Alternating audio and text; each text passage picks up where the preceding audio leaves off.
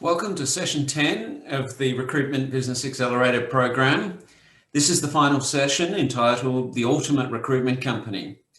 In this session, I'm going to summarize what we've covered so far and throw in all those extra little bits that I've learned over the years, which I hope you'll find useful, interesting, and inspirational.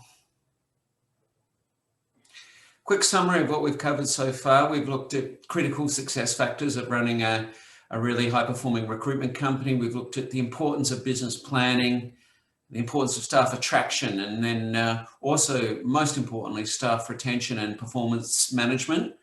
We've looked at sales and marketing, operations and quality, technology, financial management, leadership and succession, and now we're going to talk about bringing it all together into the ultimate recruitment company.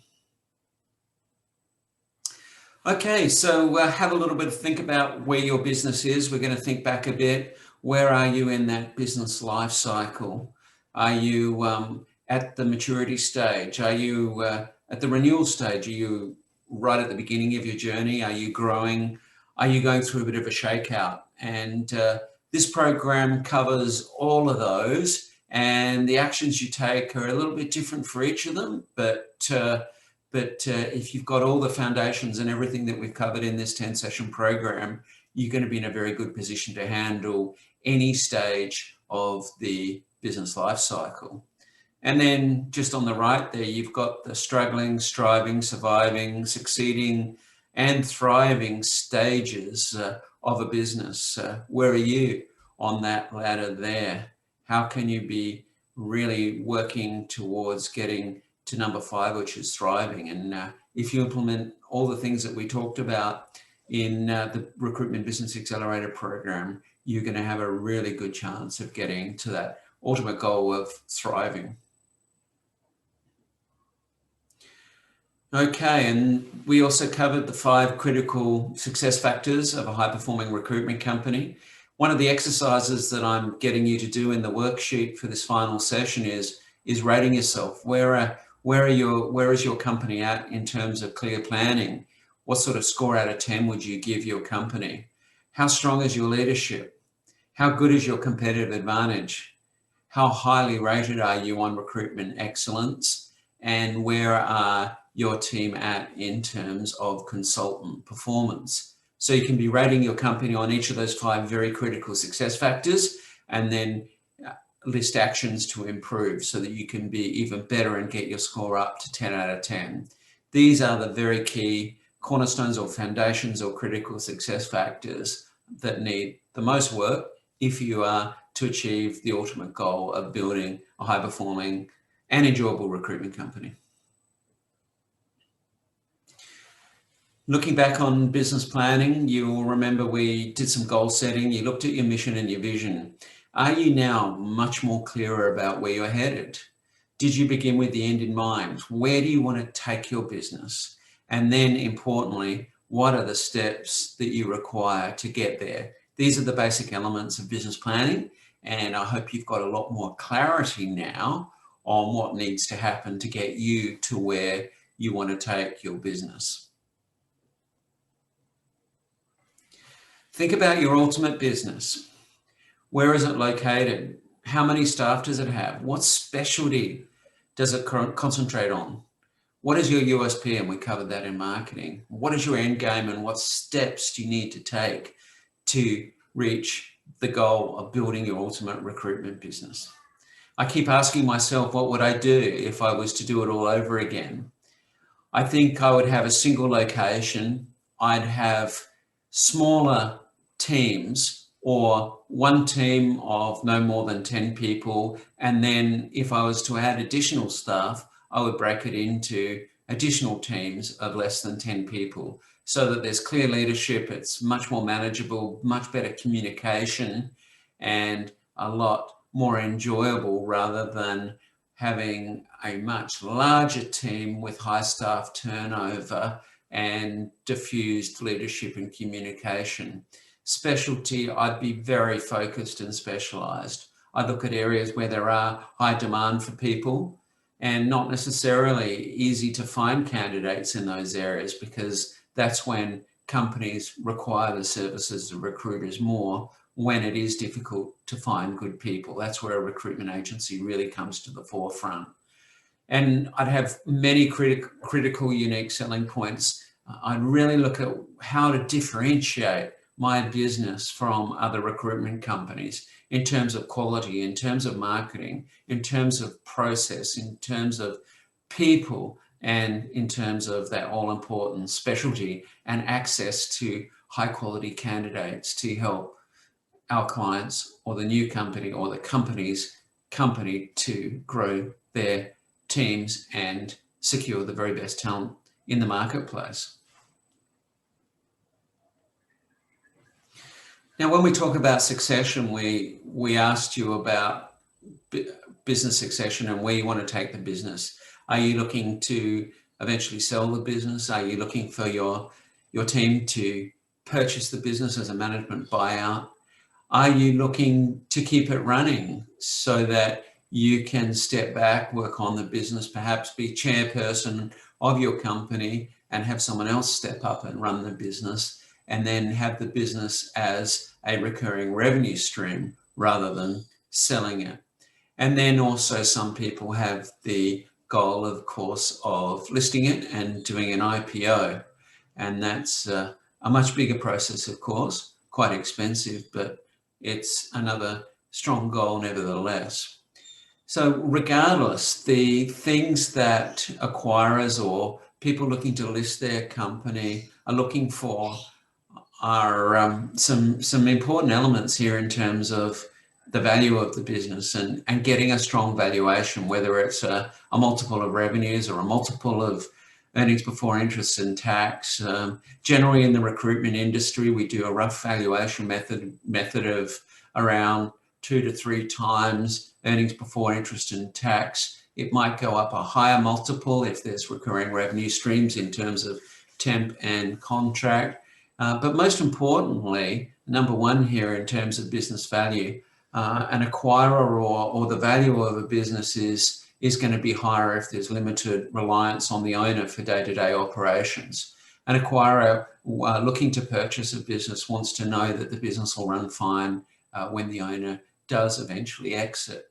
And the good thing about these 10 ways to increase business value is that if you implement all of these in your business, regardless of what your exit program is, you will find that they will increase business performance as well, because they're very strong actions to take to increase the strength of your business, if you like.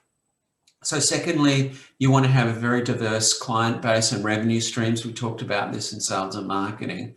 Diversity of client base means that if anything happens to any single client, then it doesn't matter because there's plenty of other clients that will be bringing revenue into the company.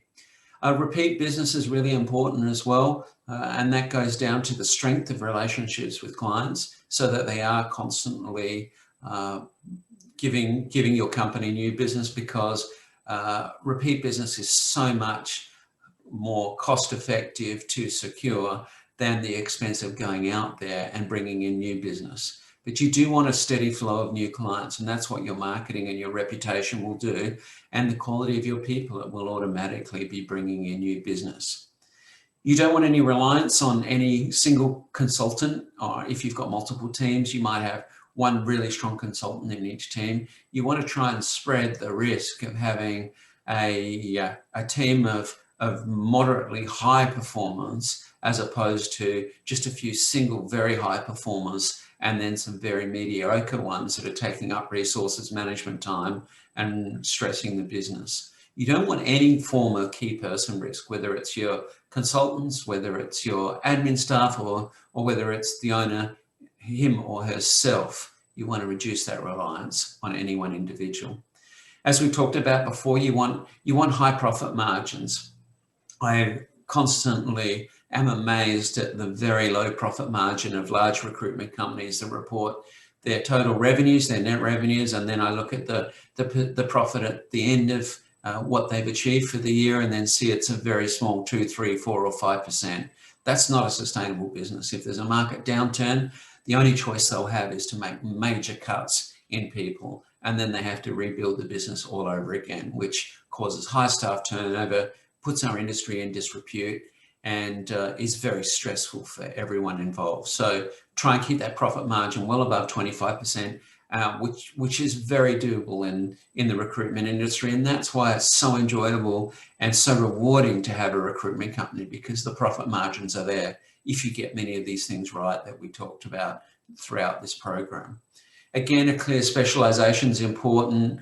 You want to have networks out there in that specialization. You want to know that sector really well, and you want to have relationships with the candidate pools in that specialization, because that also makes a recruitment company strong and desirable from both a client, candidate, and any future acquirer's point of view. You want a good balance of perm, temp, and contract revenues, as we talked about before. This not only provides diversification of revenues, but it also provides recurring revenue streams, which are also so important to value and also to profitability and performance of a recruitment company. As we've talked about before, you want average consultant performance greater than 300,000 per annum. This is what an acquirer or a business valuer will look for. They'll look for consistent performance amongst your billing recruiters. Obviously, you want low operating costs. You want your costs to be as low as possible, but also you want operating activities and support in place to help your people to be successful out there. But the lower the cost, lower your cost base, the higher your profit margin is, obviously. And then finally, you want a quality, documented, and compliant recruitment process. So it's really clear how the business operates, what its success factors are, and what its success formula is to be maximizing that all-important profit margin, and which in turn will increase business value, performance, and attractiveness to acquirers, whether they're a trade sale, whether they're staff members, or whether it's to attract a great leader in to come and take over from the original founder of the business. And then once you go through this stage of looking at factors involved in business valuation, you'll be asked in the worksheet to look at what actions are required for you to maximize every single one of these above. And many of them we've covered in previous sessions, but this is a really good checklist for you to go through right at the end to make sure that you've covered everything. And if you just focus on one key slide in this whole Recruitment Accelerator program, this is the one that you would be looking at to make sure you've got all these things in place and you have very well conceived actions to address each and every one of these. Just a quick word on change management. Obviously, implementing new ideas requires quite a lot of change management, and over the years I've seen some very poor change management happen. I did some research on what some of the important elements are in putting change in place, and if you had a look yourself, you'll see there's a huge amount of information out there on change and how to implement change. But I've summarized it for you here in 7 really simple steps that I think are the most important ones, and the ones that I've seen work well in the marketplace when I've been helping clients to undergo the change process over the past 22 years or so. First of all, do your research. Is the change that you're going to implement, is it well researched? Is it going to lead to better results? Are you making change for change's sake, or are you making change because it really is proven that it will improve your business? Next, get input from your people. You want input from all your stakeholders, anyone that's involved in the change process, not only your staff, but they also will be clients and candidates as well. You want to make sure that they've had input so that when the change does occur, there's no surprise for them. And the worst thing that people can be facing is change that happens very fast. It's not well researched, and it happens too fast without any buy-in or input from them, and they get really surprised, and often people will leave when they're thrown out of their comfort zone, or they feel that they weren't given some say in the change process. So buy-in really important from your people, and it also means that when the change does happen, they accept it, and it's much more likely the change will be successful. Important to plan out the change process, what steps are required, what outcomes are required, what timelines are important in the change process. You need to have change leaders. Leadership in change is just as important as during normal business activities, but actually leadership probably during the change process is even more important here. Who's going to lead the change? Who's going to be then communicating the change to the team? Where are you at with the change? What are the benefits? What's happened? What's worked? What hasn't worked? And then continuous improvement for areas of change that haven't worked, to be implementing things that will fix things that didn't work during the change process, and then communicating back to the team, to the market on, hey, we did this, this is what worked, this is what hasn't worked, but this is what we're going to do now to make sure it does work. So here's a few important elements for you on change management that I hope are helpful, and that please remember that when you're making any change, it's just so important to communicate the change process well and get the buy-in of all stakeholders. We haven't talked much about the psychology of business improvement and of high performance, but there's a lot of really good stuff out there in the marketplace, on the internet, that you can really learn about what success is and how to make people successful, whether it's yourself or help support your team to be more successful. And I found this infographic here that I thought was really useful and had some really good ideas on what success really is. So do some of your own research, do some of your own searching. I think people that are successful are positive. They do set goals. They do share ideas. They do communicate well. They lead well.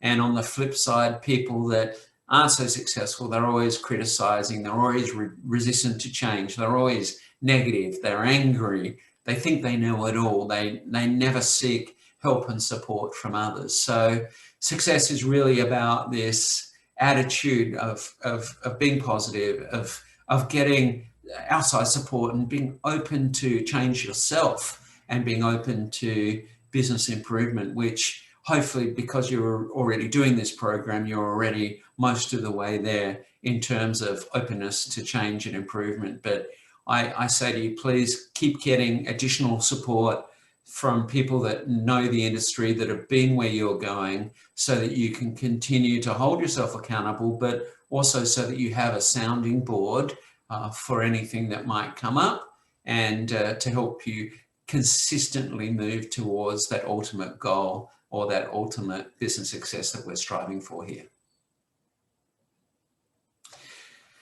Included as some extra documents for you is the blueprint for profit maximization here on the left.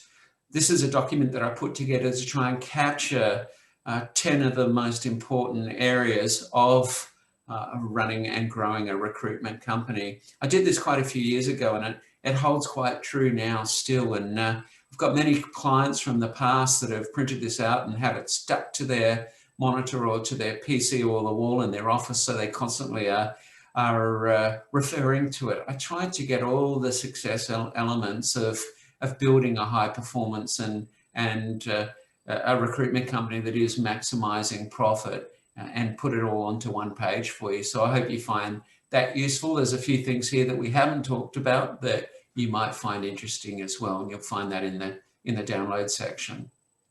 And then finally, here is the book, the cover of First Interview, which was written back in 2000. And I wrote this book to get to know my target market when I first started in consulting to the recruitment industry. I decided that the best possible way I could get to know some of the best leaders in the recruitment industry was to interview them, but also it would help me to really understand what the critical dynamics are of the recruitment industry. So this gave me a really good base of knowledge and relationships when I first started out consulting to the industry. And I encourage you to do something similar for your industry as well. You can do it on video now, of course, or you can do electronically published books now, very low cost and very easy to distribute. And you could do podcasts as well for the people that enjoy listening to audiobooks. But the other big benefit of this was great marketing for my business when it first started, and it gave me some credibility as someone that had really done their research into the dynamics of our industry and what's important, and how successful leaders in the recruitment industry went about building great recruitment companies. This particular book sold out in print version back when we used to have print books. It sold out 3,000 copies in 2 years. It's still available electronically, and I've included that also in your resources. So I hope you get time to read it. It is a bit dated now, but many of the ideas captured in this book are still very, very useful and relevant today.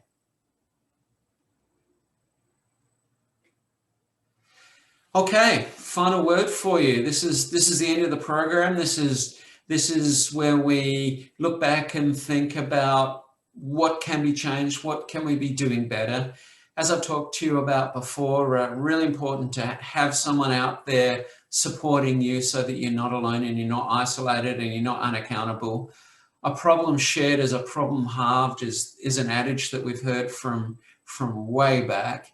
And I think this is important. And I know myself personally, if I've got challenges, issues, if I talk to someone that's very knowledgeable in this area about them, then before I know it, a solution has occurred, and the stress of the situation has dissipated quite significantly.